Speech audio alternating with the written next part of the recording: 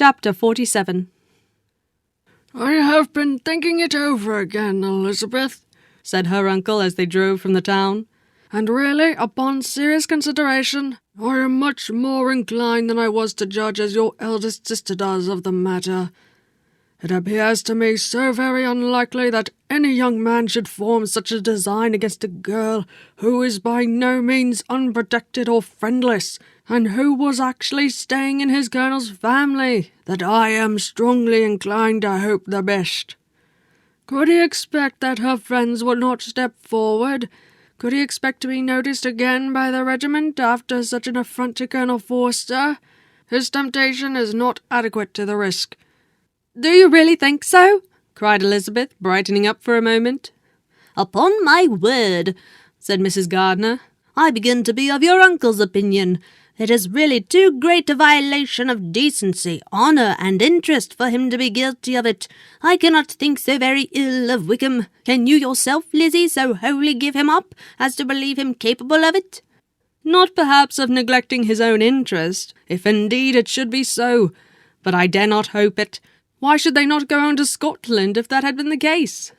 "In the first place," replied Mr. Gardiner, "there is no absolute proof that they are not gone to Scotland."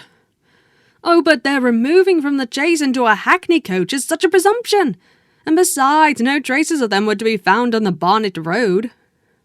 "Well then, supposing them to be in London, they may be there, though for the purpose of concealment, for no more exceptionable purpose.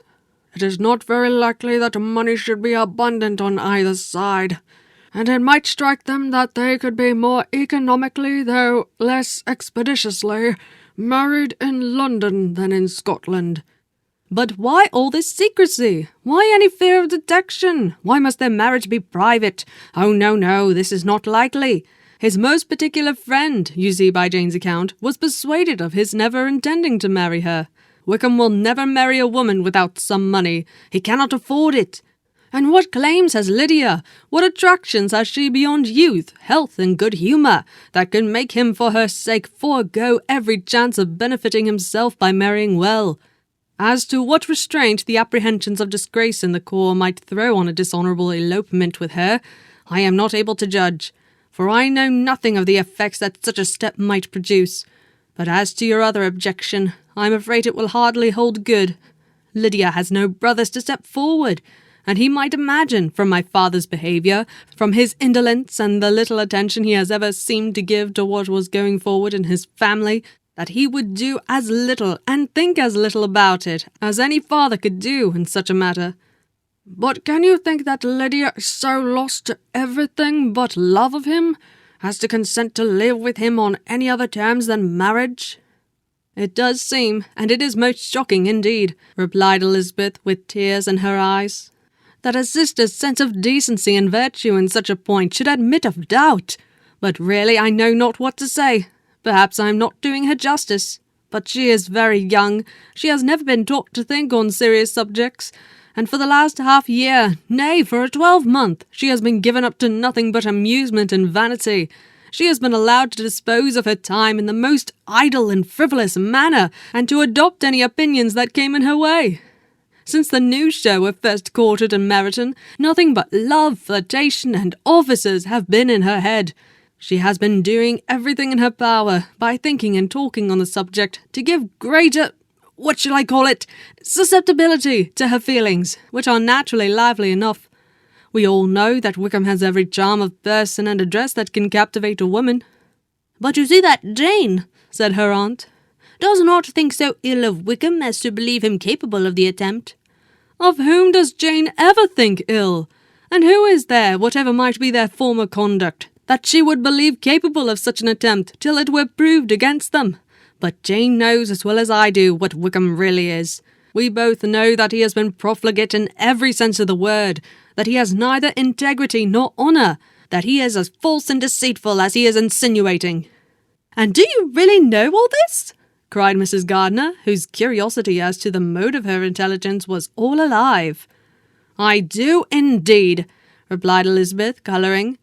I told you the other day of his infamous behaviour to Mr. Darcy, and you yourself, when last at Longbourn, heard in what manner he spoke of the man who had behaved with such forbearance and liberality towards him. There are other circumstances which I am not at liberty, which is not worth while to relate, but his lies about the whole Pemberley family are endless. From what he said of Miss Darcy, I was thoroughly prepared to see a proud, reserved, disagreeable girl. Yet he knew the contrary himself. He must know that she was as amiable and unpretending as we have found her. But does Lydia know nothing of this? Can she be so ignorant of what you and Jane seem so well to understand? Oh yes, that is the worst of all. Till I was in Kent and saw so much of both Mr. Darcy and his relation, Colonel Fitzwilliam, I was ignorant of the truth myself. And when I returned home, the news show was to leave Meryton in a week or fortnight's time. As that was the case, neither Jane, to whom I related the whole, nor I thought it necessary to make our knowledge public. For of what use could it apparently be to anyone that the good opinion which all the neighbourhood had of him should then be overthrown? And even when it was settled that Lydia should go with Mrs. Forster, the necessity of opening her eyes to his character never occurred to me. That she could be in any danger from the deception never entered my head. That such a consequence as this should ensue, you may easily believe was far enough from my thoughts. When they all removed to Brighton, therefore, you had no reason, I suppose, to believe them fond of each other? Not the slightest. I can remember no symptom of affection on either side, and had anything of the kind been perceptible, you must be aware that ours is not a family on which it could be thrown away. When first he entered the corps, she was ready enough to admire him, but so we all were. Every girl in or near Meryton was out of her senses about him for the first 2 months, but he never distinguished her by any particular attention, and consequently, after a moderate period of extravagant and wild admiration, her fancy for him gave way, and others of the regiment who treated her with more distinction again became her favourites. It may be easily believed that however little of novelty could be added to their fears, hopes, and conjectures on this interesting subject by its repeated discussion, no other could detain them from it long during the whole of the journey. From Elizabeth's thoughts it was never absent, fixed there by the keenest of all anguish, self-reproach. She could find no interval of ease or forgetfulness. They travelled as expeditiously as possible, and sleeping one night on the road, reached Longbourn by dinner-time the next day. It was a comfort to Elizabeth to consider that Jane could not have been wearied by long expectations. The little gardeners, attracted by the sight of a chaise, were standing on the steps of the house as they entered the paddock. The joyful surprise that lighted up their faces and displayed itself over their whole bodies in a variety of capers and frisks was the first pleasing earnest of their welcome. Elizabeth jumped out, and after giving each of them a hasty kiss, hurried into the vestibule where Jane, who came running downstairs from her mother's apartment, immediately met her. Elizabeth, as she affectionately embraced her, whilst tears filled the eyes of both, lost not a moment in asking whether anything had been heard of the fugitives. "Not yet," replied Jane, "but now that my dear uncle has come, I hope everything will be well." "Is my father in town?" "Yes, he went on Tuesday, as I wrote you word." "And have you heard from him often?" "We have heard only once. He wrote me a few lines on Wednesday to say that he had arrived in safety, and to give me his directions, which I particularly begged him to do. He merely added that he should not write again till he had something of importance to mention." "And my mother? How is she? How are you all?" "My mother is tolerably well, I trust, though her spirits are greatly shaken. She is upstairs, and will have great satisfaction in seeing you all. She does not yet leave her dressing-room. Mary and Kitty, thank heaven, are quite well." "But you, how are you?" cried Elizabeth. "You look pale. How much you must have gone through." Her sister, however, assured her of her being perfectly well, and their conversation, which had been passing while Mr. and Mrs. Gardiner were engaged with their children, was now put an end to by the approach of the whole party. Jane ran to her uncle and aunt, and welcomed and thanked them both with alternate smiles and tears. When they were all in the drawing-room, the questions which Elizabeth had already asked were of course repeated by the others, and they soon found that Jane had no intelligence to give. The sanguine hope of good, however, which the benevolence of her heart suggested, had not yet deserted her, She still expected that it would all end well, and that every morning would bring some letter, either from Lydia or her father, to explain their proceedings, and perhaps announce the marriage.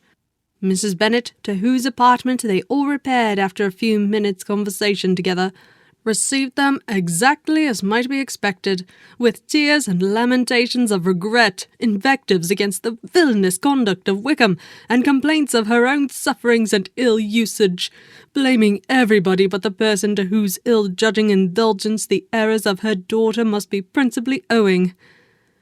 "If I had been able," said she, "to carry my point in going to Brighton with all my family, this would not have happened.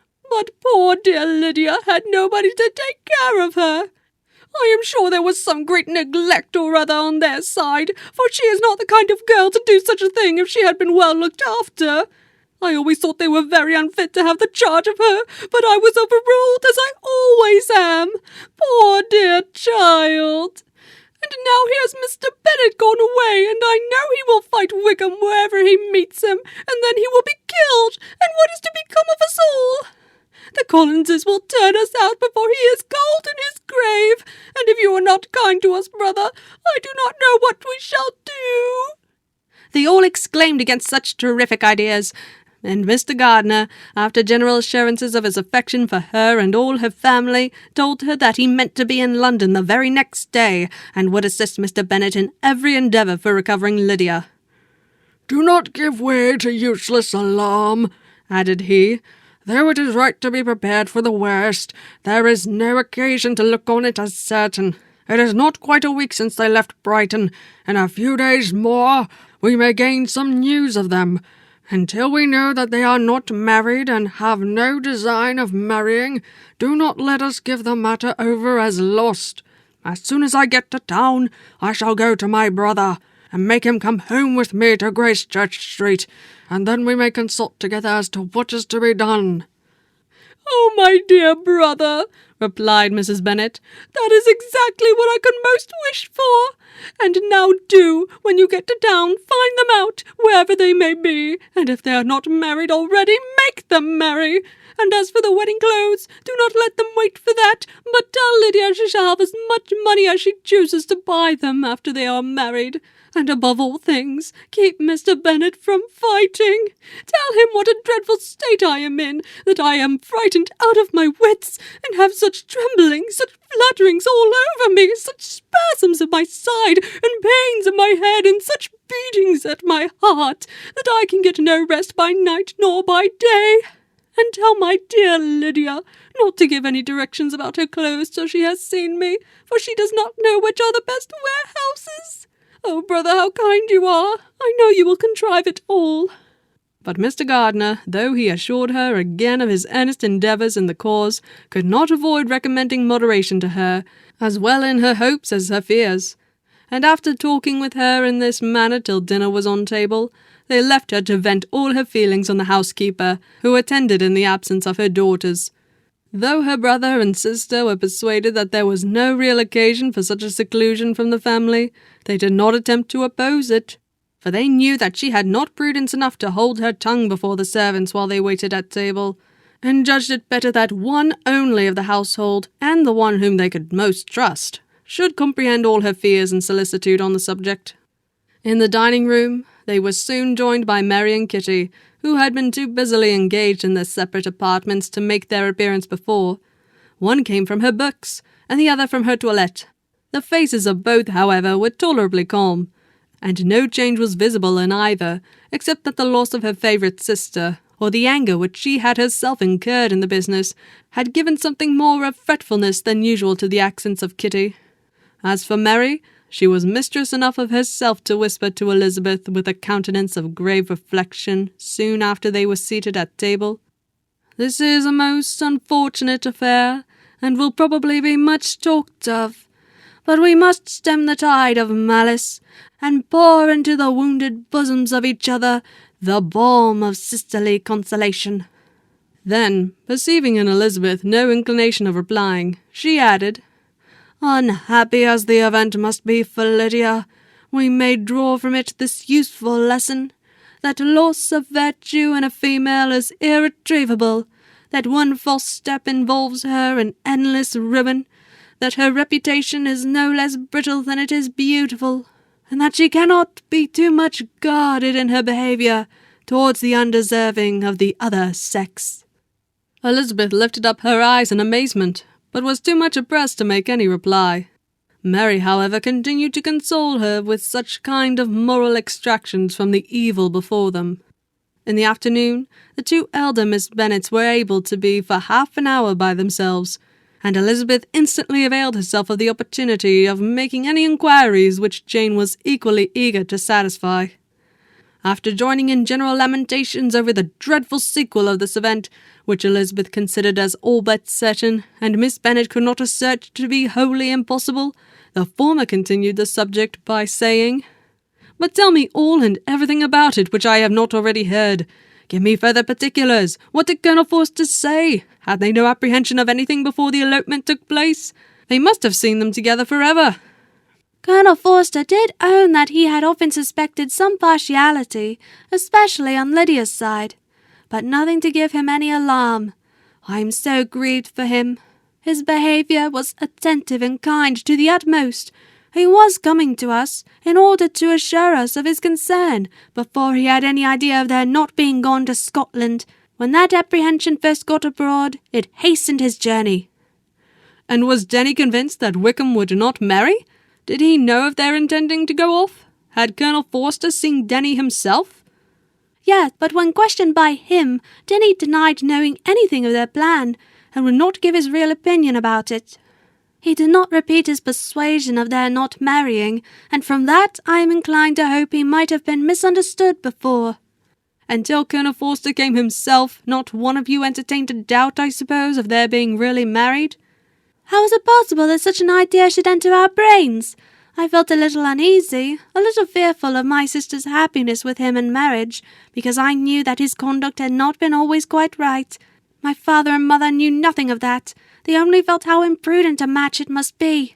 Kitty then owned, with a very natural triumph on knowing more than the rest of us, that in Lydia's last letter she had prepared her for such a step. She had known, it seems, of their being in love with each other many weeks. "But not before they went to Brighton?" "No, I believe not." "And did Colonel Forster appear to think ill of Wickham himself?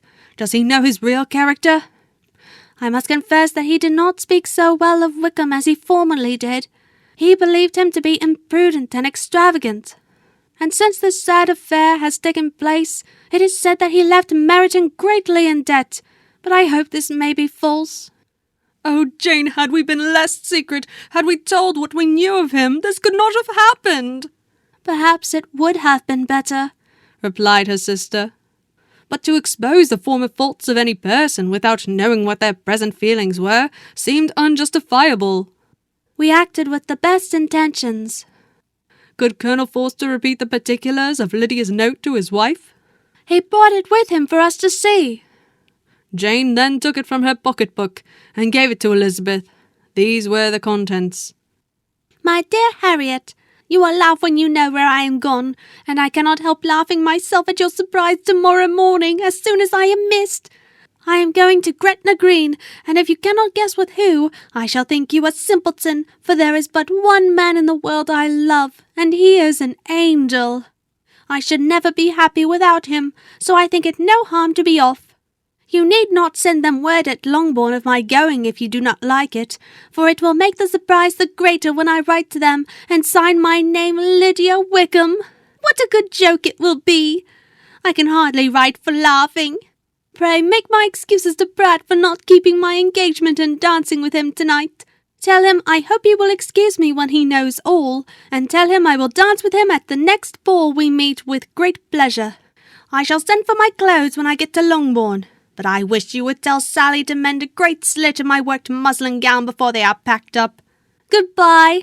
Give my love to Colonel Forster. I hope you will drink to our good journey. Your affectionate friend, Lydia Bennet." "Oh, thoughtless Lydia!" cried Elizabeth when she had finished it. "What a letter this is, to be written at such a moment! But at least it shows that she was serious in the object of her journey. Whatever he might afterwards persuade her to, it was not on her side a scheme of infamy. My poor father, how he must have felt it. I never saw anyone so shocked. He could not speak a word for full 10 minutes. My mother was taken ill immediately, and the whole house in such confusion. Oh, Jane, cried Elizabeth, was there a servant belonging to it who did not know the whole story before the end of the day? I do not know. I hope there was. But to be guarded at such a time is very difficult. My mother was in hysterics, and though I endeavoured to give her every assistance in my power, I am afraid I did not do so much as I might have done. But the horror of what might possibly happen almost took me from my faculties. Your attendance upon her has been too much for you. You do not look well. Oh, that I had been with you! You have had every care and anxiety upon yourself alone. Mary and Kitty have been very kind, and would have shared in every fatigue, I am sure. But I do not think it right for either of them. Kitty is slight and delicate, and Mary studies so much that her hours of repose should not be broken in on. My Aunt Phillips came to Longbourn on Tuesday, after my father went away, and was so good as to stay till Thursday with me. She was of great use and comfort to us all, and Lady Lucas has been very kind. She walked here on Wednesday morning to condole with us, and offered her services, or any of her daughters, if they could be of use to us. She had better have stayed at home. Perhaps she meant well, but under such a misfortune as this, one cannot see too little of one's neighbours. Assistance is impossible, condolence insufferable. Let them triumph over us at a distance, and be satisfied. She then proceeded to inquire into the measures which her father had intended to pursue while in town for the recovery of his daughter. He meant, I believe, replied Jane, to go to Epsom, the place where they last changed horses, see the postillions, and try if anything could be made out from them. His principal object must be to discover the number of the hackney coach which took them from Clapham. It had come with a fare from London, and as he thought the circumstance of a gentleman and ladies removing from one carriage into another's might be remarked, he meant to make inquiries at Clapham. If he could anyhow discover at what house the coachman had before set down his fare, he determined to make inquiries there, and hoped it might not be impossible to find out the stand and number of the coach. I do not know any other designs that he had formed, but he was in such a hurry to be gone, and his spirits so greatly discomposed, that I had difficulty in finding out even so much as this.